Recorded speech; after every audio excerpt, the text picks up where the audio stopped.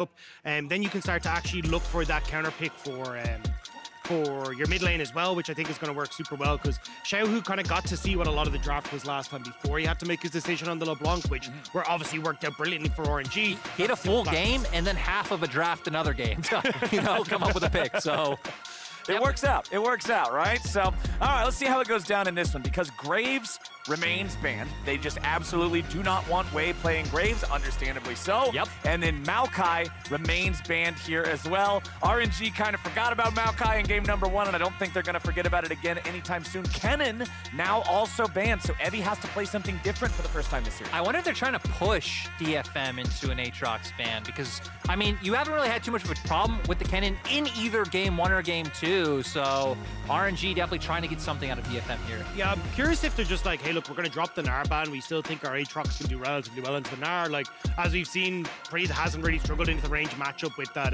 Arcane Comet build. So I feel like he's happy enough to just go for that. And then still going towards things like the potential Yuumi ban or even the Azir ban that has been the staple as well across this. And then this is going to be the telling sign, right? They've been banning Sylas and Fiora, but Was that a missed ban? must have been. Yeah, because There's no way you're facing RNG and, there's no picture there. So Because this is the thing, right? Like, one of the big talking points we've had with RNG coming through the LPL is, like, they don't play Azir. Like, Xiaohu doesn't play Azir. So I haven't been surprised to see... Well, sorry. Xiaohu can play Azir well. It's not what the team wants from him. So I think that's where I'm looking kind of going, okay, well, that's why we're seeing this Azir ban creep up over and over again, because it's just not an RNG pick. I would imagine that would have been the third ban that they were looking for, but we'll have to see exactly what's happening. yeah, I think it might have been some sort of a client error or something like that. That's what I'm guessing. I'll let you guys know whenever we get any official word. But based on the fact that the graphic is no longer on your screens, you can probably assume we're going to have to remake it. I would expect all 4 of the bans to remain exactly as they were up until that third orange. We're actually just taking blind draft to the next level. Blind for the casters, blind for the players. Okay, So you gotta all just try right. and predict what's going to be coming out. And then we'll see who gets full marks when we get into the Rift. I feel like DFM should have the advantage then because they've run the same draft 2 times in a row. They're hard baiting RNG to make them think they're doing it again, and now they don't get to see. And it's like me and Raz playing rock, paper, scissors the other day where I did rock twice to make him think I'd do it a third time and making him think, I am that dumb Raz, come on. But he thought I was smarter than That's that. going to say he won. I mean, this is a terrible Raz is chaos incarnate. He probably wasn't even paying attention to what you were doing. He was just picking whatever the Raz vibe told him to pick at that point in time. So which one of these teams do you think would Raz the draft if it was, Which team would Raz the draft? Raz, I'm sorry, buddy. We are turning you into a verb now. Because I don't know.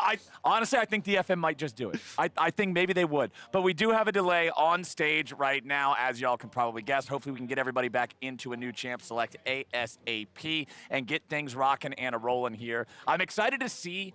I'm not going to lie to you guys. I'm excited to see the Kennen band away because I want to see an Evie special. I want to see one of those trademark pocket picks get pulled out here and really slam that gauntlet down on the table. I mean, I'm hoping for a game where RNG get to pick the Gnar and then we get Evie bringing out the Urgot because, that's the scenario he's probably looking for. But even if we ended up with something more standard, just like the Lilia coming back, which... I feel like calling it meta is fair, but definitely on like the cusp of the meta because we've seen Evie have some great team fighting with a champion like that.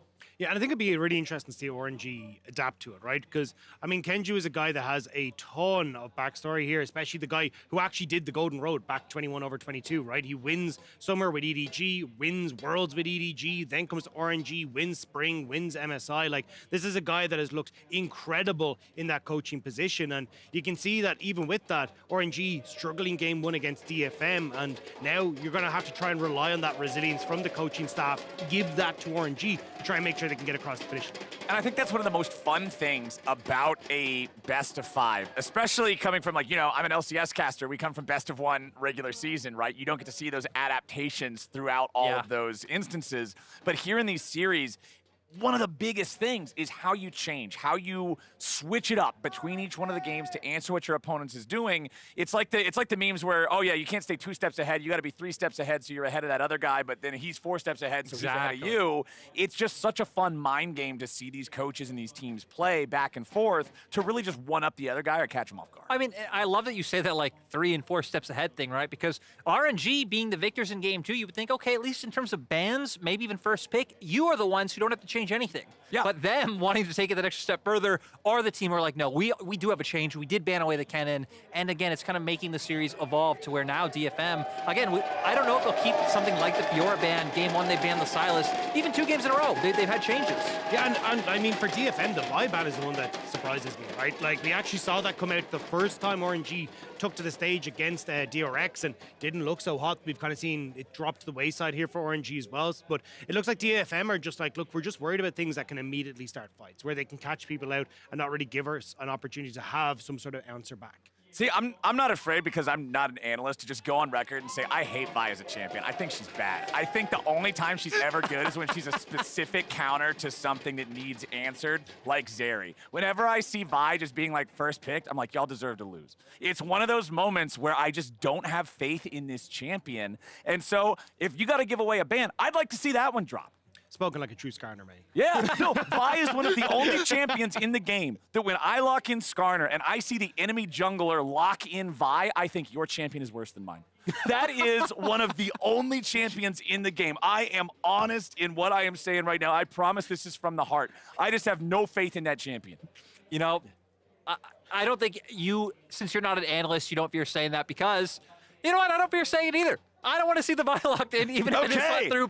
I have a smart guy endorsing my Skarner opinion now. This is great, man. I'm living my best life. In A1 today, I am vindicated in my opinions about Vi. He called me smart. Does he get the uphill spot? Oh yeah, I got to make up for that too. That's right. I forgot. I completely jinxed that early on with the 10-minute first blood in game number 1. Flattery will get you everything. Okay, that's good to know. That's good to know that we're on point with that. And so the other thing that I want to keep track of here, and I hope we get more of, is I want to see more early action. Game number 2 was a lot better about it than game number 1. Game number 1 just felt a little bit too slow for me, boys. I really like seeing these players get into the PvP nice and early. You know, I feel like we've seen so far from DFM, like they can do it. We've seen them willing to fight in the early game, especially if like one of their laners, especially it has usually been heavy in the 1v1s, find an advantage. But they've been fine to just sit back and chill, Flowers. And sadly, RNG are one of the less aggressive LPL teams in the early game. I feel like you always have to say in the LPL because even being less aggressive there is still more aggressive than most. Yeah. Well, okay, I got an update for you guys. I have been told League Ops are investigating a bug with champion. Okay, I didn't even get to finish it. You guys, okay, all right. Well, it's all good. It's all good. We're back into the draft. I am assuming it's going to be same for first bans. Maokai taken away, Graves taken away. Let's see how the rest of it plays out here. Tied up in the series. Okay, there goes the cannon. There goes the Vi. We're just running it back nice and easy. But now I expect this to actually go through. Oh, okay. Again, Nice. 4 steps ahead for RNG, not wanting to give DFM the comfort they had last game. I guess RNG's takeaway was, hey, maybe we shouldn't have won that last game. Early game DFM was the team with the advantages, and they don't want to deal with these sorts of compositions that have so much all-in threat early on. But this is the thing, right? Like, Xiaohu has been someone who wants to get out of the lane, try and impact sides, and it just feels like Yarrow is going, yeah, you go do that. I'm going to go farm up and scale. But Kalista, very weird, because that's not a Gala. That is Gala doesn't know how to play that champion.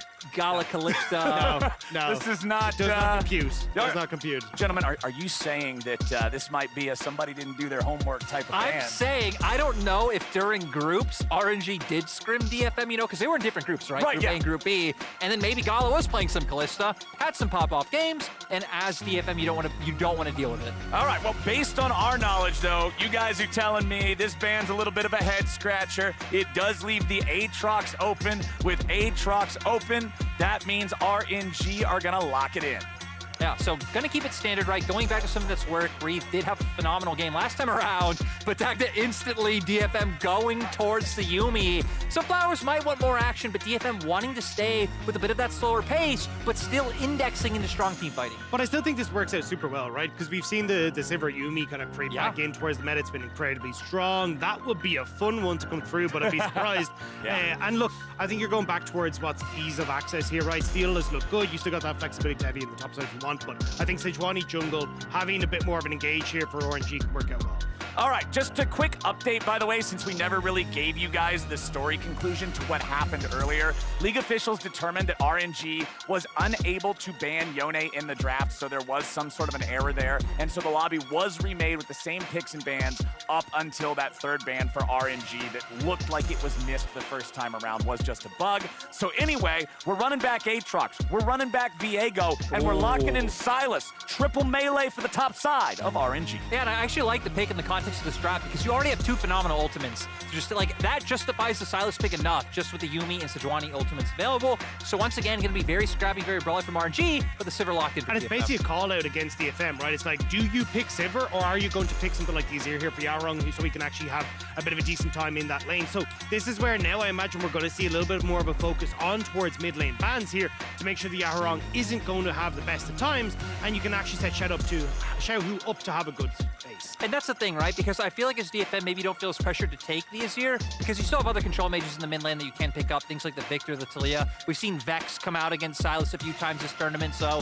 a lot of things for DFM left in the mid lane. RNG, though, more afraid of Evi. Exactly. This is the first draft of the series where Evi's champion is still left to be picked in the second half of the draft. And with DFM electing to stay on the red side, that means they could save the very last pick for him. So they're going to remove some of these things which are a little bit more unusual. Something like the Lilia, Tristana, and Alistar banned out by DFM. Keeping the Trist away from Gala, I can see why you'd want to do it. I actually thought we'd get the Nar ban here. I mean, that means Evi still can go towards that. Like, Aatrox kind of a decent matchup into the Nar on the top side, but I still think it's been one of Evi's best picks. I wouldn't be surprised to even go back to a great front line. You've got good speed up with the Sivir as well. Gives the opportunity even to have the Yuumi set you up with great engage as well. So overall, I feel like just Nar could work out great here for Evi. Yeah, they do also have the Silas, which maybe can make them hesitant, but I don't really know what top laner you pick that, you know, Silas doesn't have like a fun time taking their ultimate, especially up against the Aatrox. We actually have LeBlanc coming in for Yaharong, so this time around going to have some of that pick potential for themselves. And LeBlanc with Yuumi, like I know a lot of people talk other combinations, the Hecarim, like these sustained bruisers. LeBlanc Yuumi is so annoying, jumping in your face consistently. Pokes you down, maybe you get a good trade back on LeBlanc once you use the distortion in is... That isn't a combo anymore. Yeah. Okay, so for everyone who doesn't know, the E on the Nami no longer procs multiple procs of the electrocute, which makes it very difficult for Lucian to actually get this trade pattern off very, very quickly, which is what was the basis of this whole combo. So Gala Ming just kind of going back towards comfort and not wanting to go towards something like the Kaisa again when you've got so much CC in it. Okay. Yup! It's a trend here, boy! You wanted an Epi champion. You also wanted early action. I feel like we've gotten both of those things in this draft. What is this draft? Lucian Nami in the bottom lane for RNG. Tryndamere in the top side for DFM. Gentlemen, what the hell's going on? For DFM at least, we see this time around, right? The desk was saying how well DFM in Game 1 was able to find those side lane opportunities. Seems like once again they're going to be looking for that with the Tryndamere and the LeBlanc. Also just enabling Tryndamere to run in once we do get to the team fighting phase with the fact that that Sivir's there. And I feel like just solid choices to go with the Yuumi. And I mean, heck, if this game goes late enough, I feel like DFM, it's going to be so hard to take down things like the Tryndamere. Yeah, and that's what I was going to say. There's not a huge amount of CC to kind of lock him up, right? You've got the wave there. Maybe you get a little bit of CC coming through from Wayne Xiaohu, but nothing overly consistent, especially if Tryndamere is able to get access to that back line. He can run absolutely amok. So this is definitely going to be a dangerous one where side lanes are in good check for DFM. Team fights could be good as well. And again, RNG haven't had the best of early games to try and shut that down. I'm so interested to see where they want to focus on this map because we know what Tryndamere can turn into if left unchecked. You talk about him maybe spinning into a fight. Tryndamere's ideal situation is a PvE game, right? Yes. The guy is trying to play cookie clicker, but the cookies are turrets. This is the way he wins League of Legends, and I'm really interested in how they're going to try to play around that with DFM. Do they want to focus on enabling him? Are they going to try to leave Evi on his own? This one's going to be fun. Yeah, I definitely think they're going to be giving him attention up towards that top side, right? We have Sivir, Yuumi, and bots, so you know they're fine to just sit and chill. You have LeBlanc in mid lane, incredibly mobile, very hard to take down. I'm going to pause because DFM, maybe they do want to give us some early action. Okay, Ming on the Nami, you would think would be the target here. Gala's gonna walk into the brush, but he immediately sees that Tryndamere waiting on him. Also worth pointing out, because you guys mentioned the thing about Lucian and Nami's synergy with Electrocute not really working anymore, Ming is going airy on the Nami. I know Freak used to do math about this, comparing them, and I don't remember exactly what it was. I don't even know how to use Microsoft Excel, to just be straight with you guys. So I'm sure there is some merits to this. I do not know what they are, as Gala tries to get away from Harp and Utapon walking into this tri-brush 1v2. He knows he can't win that. Yeah, but I think you should still be able to get a decent amount of trades off, right? Like, even if you can't get the full damage, you're still going to have a good amount of poke. It's up against the Sivir, who's very short range, so you'll be looking to get these very aggressive trades, and Gala and Ming will definitely need some help to try and control that mid lane as well, or sorry, the bot lane, because if you don't have that help to go aggressive, if you end up with a split map and Steel is able to help out Utapon and Harp, this Lucian Nami is very quickly going to start to fall off in comparison to the Sivir. Yeah, and that's one of the things, is that Lucian Nami, back before the nerfs came through, it didn't feel like they were a combination that really needed to like pub stomp in lane. Like, their power spike was very much at one item when Gale Force and Imperial Mandate came online. But I definitely think into DFM's draft, we need to see a lot of work done from RNG in the bot side. But it could be rough, because we can already see push is going to come in from the Sivir. Yaharong should also have prio in mid lane for the first few levels, and with Steel pathing down here, it really doesn't just seem like those opportunities are there. Okay, and I like the fact that you mentioned Yaharong, because immediately I'm noticing a difference in approach to the game compared to what Xiaohu was doing. Teleport instead of the Ignite, not just going for the straight-up kill threat, wanting to have the extra mobility around the map. And of course, part of that could be the fact that, hey, your top laner doesn't have teleport either, and it feels kind of bad to have no TPs in a game of modern League of Legends. But still, it does mean he's going to have less of that 100-0 power compared to what we saw from Xiaohu in the previous game. Yeah, and I think that's going to be the super interesting one as this game goes on, right? Because you do have the opportunities, RNG, to match a lot of the side lane pressure, just try and wave clear, and it means that you're probably going to see Evie trying to group and play for those team fights a hell of a lot more, especially with Ignite, especially with the Ghost. He has that chase down potential for people like Gala, but you always have to be careful as well, because anything that Tryndamere does, Silas can also do. So yeah. I think it's going to be like, hey, it's Xiaohu versus Evie, trying to see if you can get access that back line, just not die, and take some of these AD carries with you. And of course, just prefacing this for anybody who does not know about Tryndamere versus Silas matchup, or a Tryndamere mirror if you play blind picks with your friends. Whoever ults first loses. Yep. That's pretty much the one rule. If you press R before the other guy presses R and don't manage to run away, you lose. I wonder if there's a situation where we've ever had both kill each other trying to out Giga Chad the other one, and neither end up using it. Maybe it could. Maybe it could. That's the excuse that I have for not hitting the button. Yeah, of course, of course. Exhaust traded for cleanse here in the bottom lane as Harp slaps that one onto Gala, who's immediately ready to knock it right back off. But Gala, half health, low mana. Wei coming around from behind, might have an angle here. Doesn't want to set off the Scryer's Bloom, doesn't want to let him know he's there. He'll see the Scuttle Crab vision, waiting to walk into the river here, but now he's going to make his way down. We know he's not seen. Gala and Ming are under pressure, but it was all a bait all along. Utapon just going to get ran through with that sword, and it's first blood to the man with the guns. Make it 2 as Wei picks up another, and it's RNG getting the money. And this is exactly what we talked about for RNG. They needed to put their eggs in the bot lane basket, and immediately they get 2 off rip. Great stuff to enable Gala and Ming to take over this bot lane. Yeah, they're going to be able to get the wave in as well. Should get a nice reset for themselves. And we see Steel is able to take away some camps on the top side. Might even have an angle for a gank. Will be spotted out, but is already pushed up pretty far. All right, Breathe, let's see what you can do. Can he get himself out of this one? Infernal Chains are going to pull Evie back. Breathe tries to walk away, flashes out of the Arctic Assault, but gets tagged by the second hit of the Flail. Still just trying to walk this one back towards mid lane. Goes over the wall here with the Umbral Dash. Ready to still try to keep fighting and kiting away from these guys. Q3 hits. Breathe is not going anywhere. DFM gets one back the top side. And sadly, RNG not in a position to be able to answer anywhere else. DFM did have to commit a lot of time to be able to make this play happen, but still, Wave State's not really in a position where like, hey, we're losing anything bot or need to answer back quickly in mid. So overall, just a nice response to come out from DFM. And it feels like both teams this time around kind of fine with their top sides being a little bit slower. RNG, like you've already said, Dagda, a lot more about that bot side, but DFM, I mean, they're just playing to scale up. Yeah, I mean, but the big one is that Evie did get that kill, right? He's able to get a good amount of CS, get towards that level 6, and then it becomes super dangerous for Breathe as well. Like, yes, you've got a lot of healing, but if Evie is just able to tank up the turret for the entire time, you've got good CC with Steel, they can tear through Breathe if he starts to fall further and further behind. Tryndamere is one of those champions where, you know, we've said like playing 131 or hard playing sides ever since like Dragon Soul's been a thing is dead.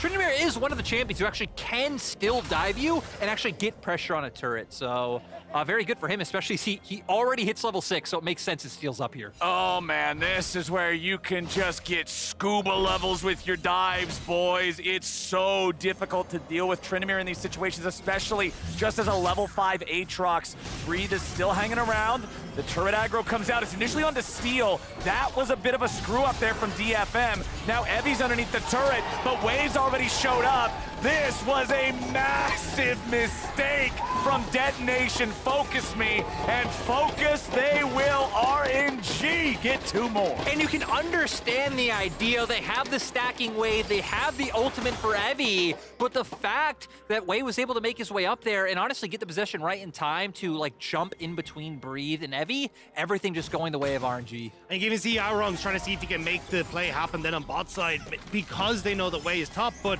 not able to get into the bottom side of the map. And I mean, Wei read this perfect. Like, he's immediately moving up towards this top side. He's ready for that dive in case it comes in, knows it's a big wave. And just a great read from RNG, knowing exactly what DFM were going to go. Also Breathe, I mean, hitting both sweet spots of the first 2 Qs, right? Getting the knockups, able to get the chains down as well, so he was able to buy so much time. And I gotta fault DFM too. Why is Sejuani slapping the dude first? Sejuani doesn't have the I don't die button.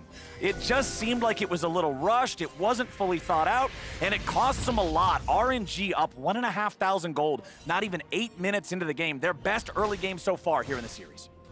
This is what a lot of people were expecting coming into this series, right? RNG being able to match DFM on the map, get control through lanes, have some good ganks coming through from Wei, and Yutapon will hop out just to steal a bit of that damage, but that's a lot of hurt onto the bottom lane of DFM. And I mean, they have Prio and bot. You can already see Wei starting up the Herald topside because Breed's pushing that wave in. Xiaohu now at the level 7 mark is in a very good position to get things going. So, I mean, power spikes abound, especially with that serrated Dirk on Lucian, but DFM want to punish it. Yeah, can they get him? Gala's gonna get hit there. It's so easy for Gala to tank those when he has the cleanse because he can immediately just get himself away to safety. Camera snaps back to mid, and Yaharong has to snap all the way out of that fight, using the flash to escape from Xiaohu there, who is just smacking him around in that 1v1 all-in. Evie versus Breathe. Here in the top side, Breathe can land the Q3, but Evie will heal the whole thing off. These guys are pretty evenly matched, but Evie knows he can zone him away here in the neutral ground. DFM are onto the Drake on the other end of the map. Just waiting for Yutapon to be able to crash that wave on bot side, and then the Sivir will be able to join. So trading objectives on opposite sides of the map. You have to see how RNG are going to be able to kind of make this Rift Herald worth their money. You're already seeing a lot of pressure down onto this bottom side. I wouldn't be surprised to see them try and continue that and just all in on Gala, because he gets big enough, but then it becomes very difficult for Evie to continue this presence on top side because, well, the rest of RNG are just winning in the format. I definitely think that's the play as well, kind of looking at how the other matchups have shaped out. It's going to be very hard to get anything done on top side with that Herald. Mid as well, you really don't need to drop it. Like, they do have a Sivir on the opposing side, so the wave clear will be there later on, which could be annoying, but I think getting Gala ahead is paramount for RNG. Breathe is just going to continue holding the L here in top lane, dealing with Tryndamere in the 1v1 early. You can see he's down a pretty significant amount of CS. He will be able to clean up a bit of that here underneath the turret, but unfortunately the HP on the creeps meant that he wasn't able to get all of it. So still a bit more than a 2-wave lead for Evie in terms of that farm count. But if we're looking elsewhere on the map, jungle is pretty close, but it is full kill participation, and 2 of those kills for Waves Viego. He's already got Blade of the Ruined King completed. Sejuani's got boots and a red rock. Boys, that is not a jungle comparison that you want to be on the Sejuani end of. No, Wei can go take that fight any day of the week now. And I mean, heck, we've already seen him playing around some of the pressure Xiaohu's put up in mid lane to aggressively go towards Steel's jungle. We haven't seen the fight just yet, but I'm sure Wei gonna be looking for it now. Yeah, well, that's the big thing that I'm curious about, because I thought the RNG were going to try and make a play off of this bot lane wave, like try and crash it, but Way actually went to the top side, so they don't have the numbers here to try and make anything happen. It looks like they're trying to draw steal in, so they're going to make the play mid. Oh, Yaharong getting away there. Xiaohu had the stolen Sejuani ulti to fire at him, and it ends up being enough. They get the kill. Now bottom side, Steel's gonna try to use his Sejuani ulti, throws it out. Ming tanks it, trying to save Gala. No! And the Boomerang Blade does not land. Nicely done, but the fights aren't done across the map. Breathe tries to get away. Evie needs one more hit to cut him down, and he gets it. Evie lands the solo kill. You know, after how bad that fell in the bot lane for Unipon, we take that for Evie and topside. The sad thing for DFM is they lost out everywhere else, not able to get the play in bot side. And so we just saw Herald dropped in mid. Yeah, this was a really good read on the map from RNG. They were like, hey, look, we more than likely are going to use the wave, but literally I was in the saying, hey, you got this big wave for Gala and Ming. Chances are this is going to be the play on bot side. So RNG kind of take that that point you were talking about earlier, Flowers, of thinking 3-4 steps ahead. They go, chances are Steel is going to match this play on bot side. So instead, let's make a play in mid, catch them with their pants down. They get the kill, they get the tower, and suddenly Xiaohu has access to that Crown of the Shattered Queen, which will make it very easy against Yaharong in this match. Yeah, and we're going to see here. I mean, it's so easy, right? The fact that Xiaohu has the ultimate allows the lockdown to come through, comboed perfectly with the CC setup from Way, and then Xiaohu just able to finish off the kill. So, I mean, that's what we said in draft, right? Xiaohu, very, like, Silas is good, let alone the ultimates right now, it feels like, but especially when you're showing Yuumi Sejuani on 1-2, Xiaohu was having a field day. Xiaohu is having a good time, my friends, and Wei is doing the same. I like the fact that you bring up Crown of the Shattered Queen, because RNG knows that against LeBlanc and Sivir and Tryndamere, you're gonna need some extra defense here in this game, and you can see the same thing in Wei's build. Remember the previous game, it was Blade of the Ruined King and Divine Sunderer, just pure bruiser. This time around, he's building the Bomby's Cinder, going for a little bit more tank flavoring on the Viego. I will say, though, it does lower the CC opportunities that RNG have, right? And when we were talking earlier on about Evie potentially having a run of the muck in the back of the team fights, not having access to the Everfrost just means there's one less tool for that. So it will kind of give Evie a slight edge, just the fact that he has gone for this, because I don't feel like Evie's looking for it. Gala again with a cleanse, getting away from these Sejuani ults. I like how aggressive RNG are willing to play when Gala has this. He's not afraid to just tank it. He knows how easy it is to get away from that. Xiaohu will now continue clearing out some of the vision. RNG just fishing for plays, seeing if there's anything they can find. Testing DFM. Nothing really to fight over right now other than just those kills, but there will be a Drake in about 45 seconds. Gala goes in for a culling. Udapon and Harp getting away from that one, each losing a decent chunk of HP, but nobody critically low.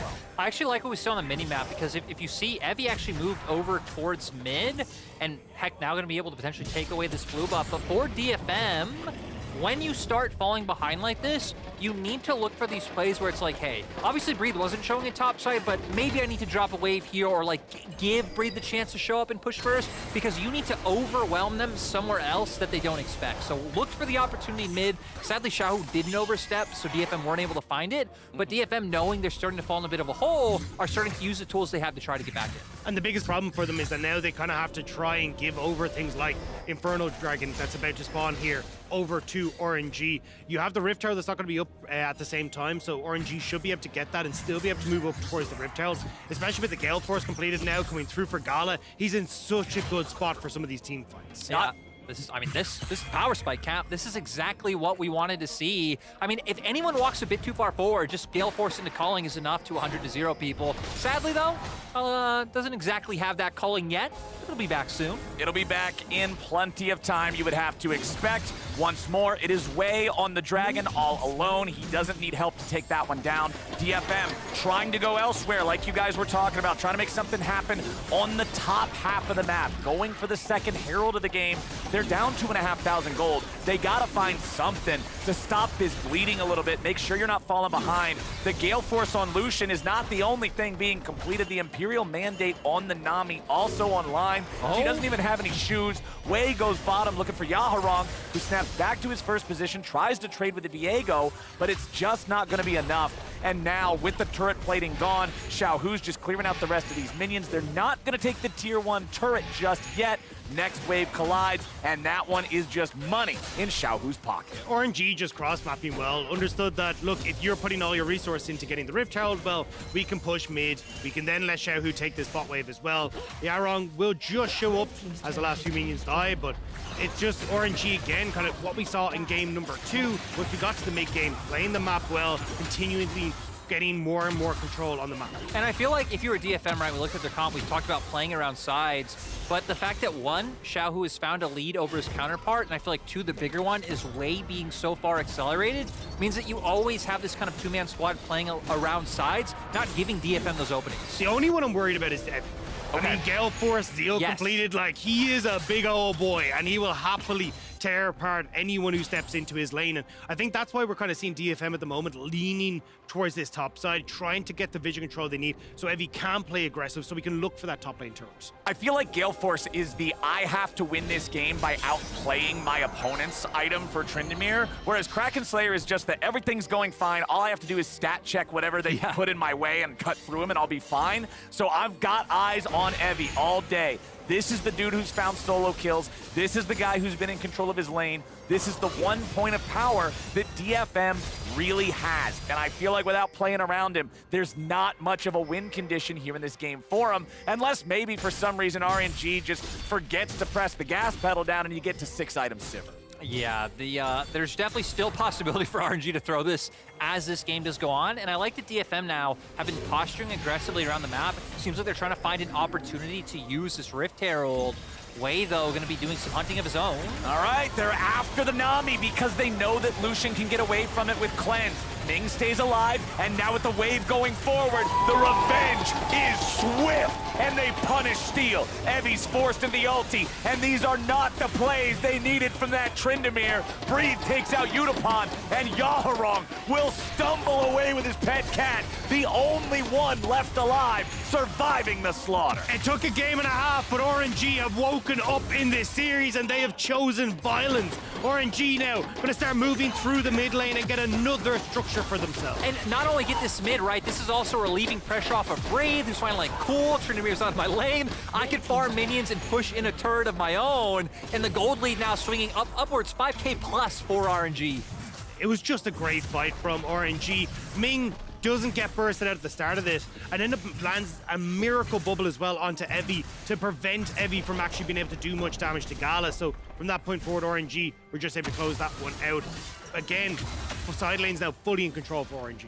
And I like the fact that DFM went for something, right? Like, they see the opportunity here to maybe catch that support. They know they're falling behind, but as soon as you weren't able to finish them off, everything just went to hell. Yeah, I mean, the TP comes in from Breathe. Nice tidal wave from Ming to lock a lot of the members of DFM down. They didn't account for Wei already being here. And I love that RNG kind of just forced them apart, right? You have Xiaohu and Breathe just running down Yutapon, and it leaves Tryndamere just fending for himself between numerous members. And you saw Yutapon try to do that cheeky thing where you look like you flash over the wall, but you flash back into the pixel brush. But they're just standing in the brush waiting on him like, wait, what are you doing here? And they just beat him to death. 0 damage in the fight from Yaharong, as, you know, it was just over before it started, honestly, with them not being able to grab the kill onto that Nami. And yes, DFM will finally get their first turret of the game, just about 19 minutes in here, taking out that tier 1 top that Evi had put so much work into. But it's still 4,500 gold is the lead for RNG. So, gentlemen, I gotta ask you, what on earth do you do if you're DFM? It has to be picks. You have to try and find some way for Yaharong and Steel to work together to find some of these picks, even bringing Harp into the equation where maybe he's connected with Yaharong. If you can try and disrupt the tempo and the map control RNG have, then you can buy space for Evi to actually put threat onto these towers. But right now, with Dragon up, it just looks so difficult to do so. It's kind of funny because with them needing to find picks and maybe overcommit members to sides, it's actually a decent thing that they don't have those turrets mid, because now, like, if DFM want to go for a play, right, Yaharong has TP, so you can commit him to the same side that Evi's on, maybe bring the Uni there as well as Breathe, actually. Gonna walk into numerous members of DFM, but it's plays like this to where Yutapon, you can sit very safely back next to your inhibitor, really no ability for RNG to punish you. The problem is you need more than a flash. Oh boy, Evi, now he's got to get away too. All right, both top laners wandering into jungles and then immediately trying to wander back out. as Evie tries to defend this tier 2 turret. RNG is applying pressure very heavily. Evie is low, but not forced to ult.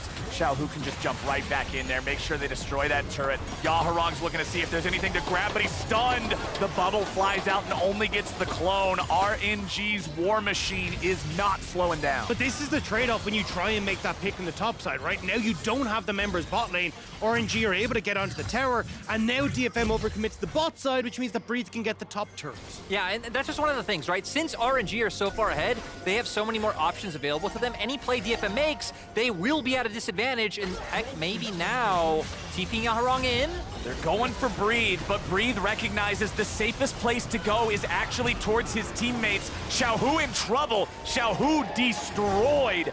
Big pick there for DFM. If they can get something else off the back of it and turn it into more. Yuumi slow comes out. Yaharong and the rest of DFM continuing their chase. Yaharong has to leave. Breathes ready to turn it around now too. Gala following right behind him, ready to go. Dashes in with a Gale Force, putting damage into the health bar of the enemy AD carry. Evie has the Yuumi ready to go. Breathe tries to get out. Evie popping the ulti, staying alive, but he's got to get back away now. Wei still looking for the chance to go in and finish somebody off. Charges up the Spectral Maw, but won't go any further. DFM, they got the one kill, but RNG won't give them anything else. No, RNG kited it out beautifully, and once again, another example of Gala beautifully face tanking the Sejuani ultimate because he has the cleanse available. Dagda was pointing out to me that Sejuani ultimate came up in the perfect time for the turn, but sadly for DFM, yeah, only one kill.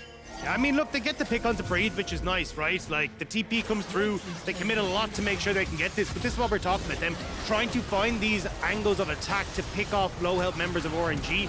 Now, it will be Xiaohu who ends up overextending at the end of it, and this is where, like, I was looking to see, hey, where is the ultimate for Steel? It's just waiting to come off cooldown, and DFM, they do overextend, but they're trying to kite back, wait for that ultimate from Steel, and maybe then with Evie's ultimate up as well, they can turn on towards Gala, but Gala face tanks the ultimate, has the cleanse available, saves Breathe in doing so, and then it's easy for RNG to turn it around. That is 3 or 4 times now this game that Gala has been so aware of the Sejuani ultimate and aware of the fact that even though he's the role who's traditionally not supposed to get targeted, the best thing he can do is just eat that big ol' ice cube with his face, cleanse it off, and make sure everybody's out alive. I'm really liking the way they're handling these Sejuani ultis as a team. It's just great to see, especially because Gala, back in the LPL, was having a bit of a slower season than he typically was. Not really the huge standout for RNG. It was Xiaohu primarily throughout the regular season carrying them to victory. And now, once again, kind of slowly easing into that international form that we always see him. But that's the thing, right? He was more comfortable on picks like the Lucian rather than the Sivers and the Zeres and those kind of things, right? So definitely kind of going back towards comfort as Ming is gone. Well, that was definitely not comfortable for the support of RNG. Finally, that is the first death of the game for this Nami. Ming has been doing a wonderful job keeping himself alive so far, but Yaharong finally gets in there. He finally finds the moment for the pop, but the unfortunate thing is DFM doesn't have a whole lot else they're able to grab from that. They may be able to force down this tier 1 mid lane turret, but Gala and Breathe still clear the wave. I feel like we're getting to that point where the LeBlanc plus Yuumi annoyance is going to be there, where again, you can just distortion over the wall, you have extra CC coming out from the Yuumi, and then even if someone trades back, because it's LeBlanc, you have to like commit yourself into a play, well, the Yuumi's just going to heal you. So everything is just fine for Yaharong, and I love the aggressive opportunities that they're looking for. All right, RNG, let's see how they're going to pilot this from here, because there is 50 seconds on the Drake. Baron is alive here on the map. You can see the Scryer trinket, dropped into the pit by the side of DFM just to make sure RNG wasn't up to anything. Looks like we're not going to get anybody trying to sneak any Barons anytime soon, but it is 2 Drakes for RNG. If they get this next one, they will be on soul point. Gala and Ming will shove up the mid lane. Gala's going to take the opportunity to reset here. It is very likely that he is able to buy himself something pretty nice. We'll keep an eye on the inventory as he gets back to the base. And yes, indeed, Infinity Edge complete for the Lucian. And this is where it becomes incredibly difficult for DFM, right? Not only do you have Gala firing all cylinders now, but also the fact you haven't been able to push your waves already up past River because you didn't know where RNG are. We're now only getting to broach that here for DFM, which means they don't get to set up for the Dragon. They have to give it up entirely because they know, hey, we can't really poke with Yaharong and Harp and see if we can get that pick onto Gala. We have to completely back away, which means another free Dragon for RNG.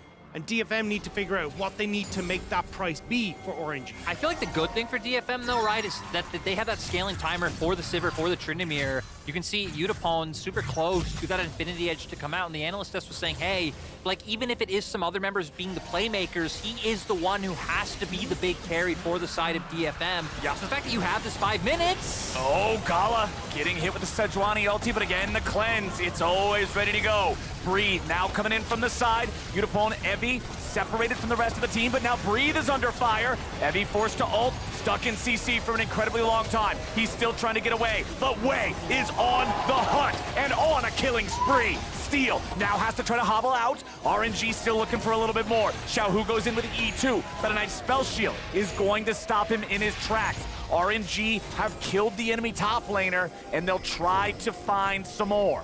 Now we can see them playing right now in Fog of War. They might be able to get on top of Steel as the wraparound comes through. They're coming around the long, long way. Xiaohu goes in, and Steel is about to go down. Udapon will drop first, and the Yumi ulti won't save anyone. RNG get what they were looking for, and Baron will be the reward. I love that they commit for the extra picks because one can't turn into a Baron. They go for it, and now they can start. I mean, they already have an 8K gold lead tagged up, but why not make it more? Well, we got a TP, so they might make it less here for DFM. They want to try and get in, but Yaharong, what can you do?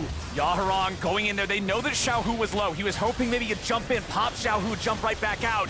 But Yaharong's teleport will not earn anything. It's RNG, nearly 10,000 gold ahead, wearing purple. And this is where you kind of question how much is this Red Bull Baron power play actually going to net, because there's not a huge amount of space left for DFM.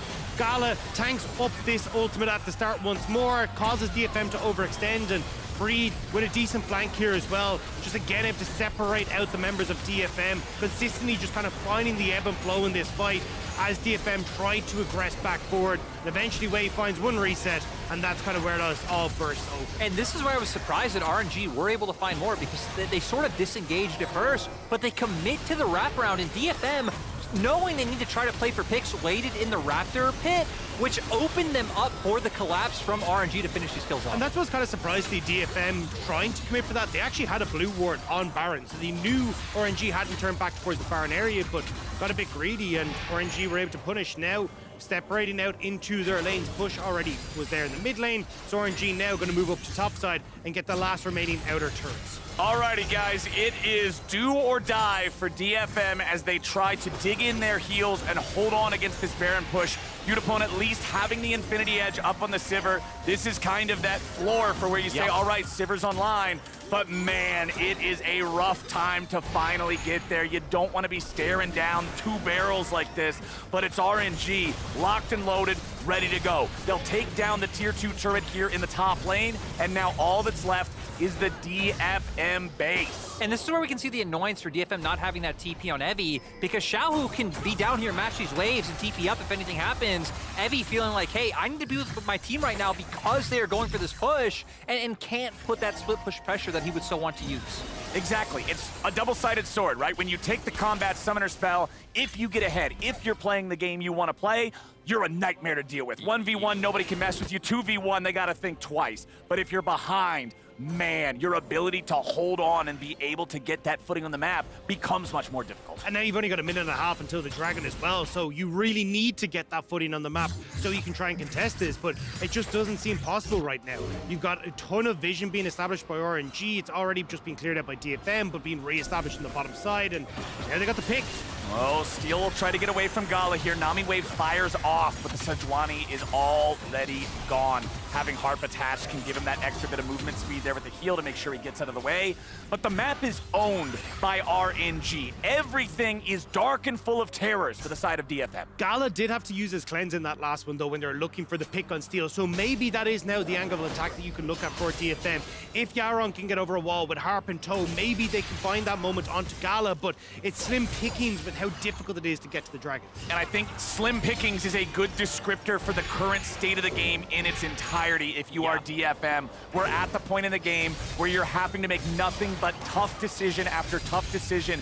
Every play is a low percentage chance. You're that far behind, but they've got to try to find the winningest move and execute on it perfectly. And I at least like that they've been looking for opportunities, knowing how dire it looks right now. But RNG overall, I think, coming in with the right plan to draft more to get ahead in the early game. Because we saw, if DFM can get through early game, be ahead or even neutral, like, they know how to play out in the mid game. They are solid team fighters. So RNG indexing into getting such a huge lead has done them wonders as Dragon up now, DFM. It's going to be your time to shine.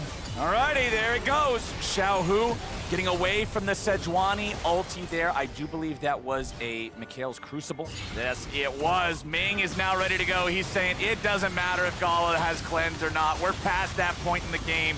Even the support's got money, and everybody on RNG now has the Cloud Soul ready to go. The extra move speed to chase down anybody on DFM who might get caught out only makes each individual movement, each possible mistake, that much more dire. It really does. In RNG now, since their comp is so low range and brawly, I feel like you'd have to start trying to play 4 top and mid, set up to find picks in enemy jungle. If you get one, then you could probably just break down either top or mid inhib, like trying to get that. If not, Udapone just going to be enough to have the wave clear. So in my mind, Baron really needs to be in the cards for RNG. I mean, they're already setting up for it, right? You get the vision, they already started away trying to play through the invisibility, but might find Steel, they'll just back away. They're waiting for the waves to be in a better spot. You can see where Xiaohu is escorting top wave. Then they might be able to find a bit more with these picks, but at the moment, it's just about trying to see if you can get into having some semblance of control. Alrighty, DFM, how are you gonna go about this? 60 seconds till the Baron, trying to sit down some vision, trying to use these sweepers and reclaim any little bit of the jungle that they can. It's 4 sweepers on both sides as the war for vision rages on. Xiaohu just keeping that spot near the enemy red buff.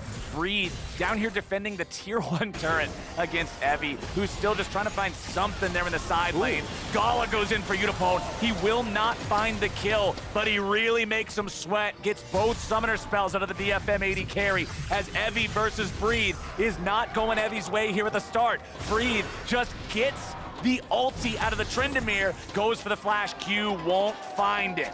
That is an anger. That is someone who has to lane against Tryndamere all game long, trying to see if he can get the kill back, but doesn't find it. He might find it. He might find it. Oh boy. Oh, he sees it. He sees him in the brush with the sweeper. Evie is still able to get away thanks to the spinning slash, but the rest of RNG is ready and waiting. Sejuani is not a tank at this point in the game. Like you said, Flowers, everything on DFM's minimap is dark and terrifying, so thinking RNG can just outright go and serve that Baron, they have to face check, and it gives RNG the opportunity to find a pick.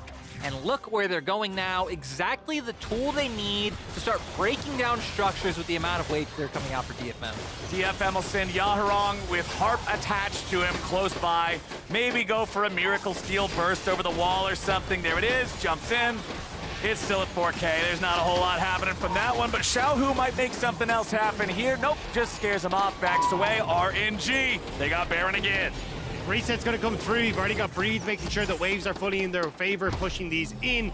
This is where we expect to see RNG try and close this one out. And even if they don't, I mean, 3 minutes until the Outer Dragon as well. DFM haven't got to see outside of their own base in the last 5 minutes, so it still feels like RNG just get to dictate how this pace. Again, it's just crazy to think where we went from game 1 to like DFM comfortably winning game 2, great DFM early game into a bit of a throw, and RNG finding those picks where now it's been RNG dominance. It reminds me of an interview I saw Wade did the other day where they said, hey, so how are you guys dealing with all the expectations at Worlds? Like RNG, you guys never really handle that well. Wade's like, what expectations? We're 4th seed. We're 4th seed. We're just having a good time. Exactly, we're just here. We're in play-ins, man.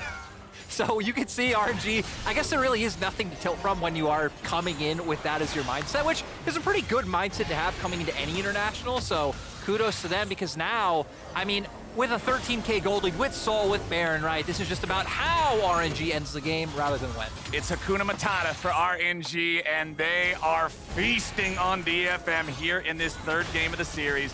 Breed is going to draw the attention of two up here on the top side. I think he may have drawn a little bit too much attention as he tries to retreat back to his team. They won't be able to kill him, but he ended up doing his job as the mid lane loses the inhibitor. Beautifone goes into the stasis trying to survive. They're still ready to kill him. It's one down, it's two down. How many more are they going to get? Heavy's in the ulti and he tries to spin away, but it won't happen.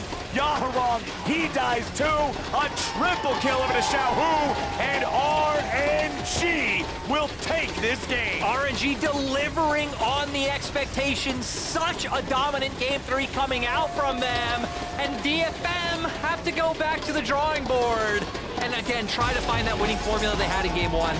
Full house to round it out with the triple and the double kill. It felt like a full house for RNG, and just how they were able to execute on their